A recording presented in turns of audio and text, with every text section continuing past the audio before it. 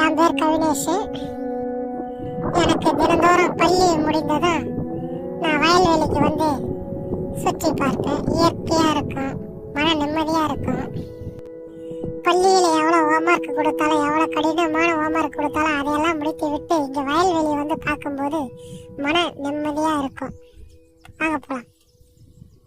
இந்த வயல்வெளி எங்க இருக்குன்னா, நம்ம பெரியபாளையம் பவானி அம்மன் கோவில் பக்கத்துல நெல்வாய் கிராமம் என்ற ஒரு ஊரு தான் இது.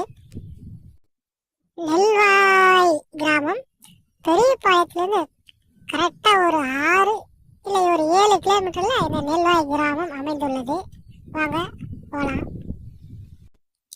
அங்க ஒரு மோட்டர் ஒன்று காட்டினால அங்கிருந்து தான் இந்த பைப்பு மூலமா வந்து இது எல்லாம் தண்ணி பாயும். அதோ இருக்கு பாருங்க அந்த பைப்பு. அதே மாதிரி நான் ஒன்று சொல்ல மறந்துட்டேன், தவளை ஒன்று இருக்கு பாருங்களா. இதே மாதிரி நான் வரப்பு மேலே நடந்து வரும்போது 2 தவளைங்க இறந்து கிடந்திருந்தது. இது 3வது தவளை. இது ஏன் சாவுதுன்னு தெரியல, ஏன் இது மாதிரி இறந்து போகுதுன்னு தெரியல. தெரிஞ்சா கொஞ்சம் கமெண்ட்ல சொல்லுங்க. வாங்க போகலாம். இருக்கு பாருங்க. அதே மாதிரி இன்றைய தலைமுறையில இது மாதிரி வந்து விவசாயத்தை வந்து பாதுகாக்கணும். நானும் வந்து பள்ளி முடிந்த உடனே இங்க விவசாயத்தை வந்து பார்ப்பேன், வயல்வெளியை பார்ப்பேன். பாருங்க எவ்வளோ இயற்கையாக கண் குளிர்ச்சியா இருக்கு. இதை பார்த்தாலே மன நிம்மதியா இருக்கும், மனசு கொஞ்சம் சந்தோஷமா இருக்கும். வாங்க போகலாம்.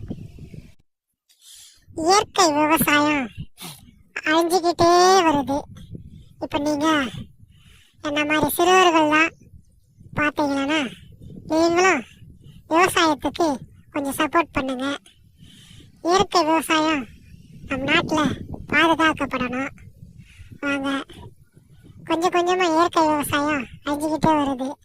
என்ன போல சிறுவர்கள் இதை பாதுகாக்கணும்.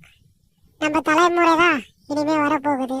அதனால விவசாயத்தை பாதுகாப்போம். பாய்.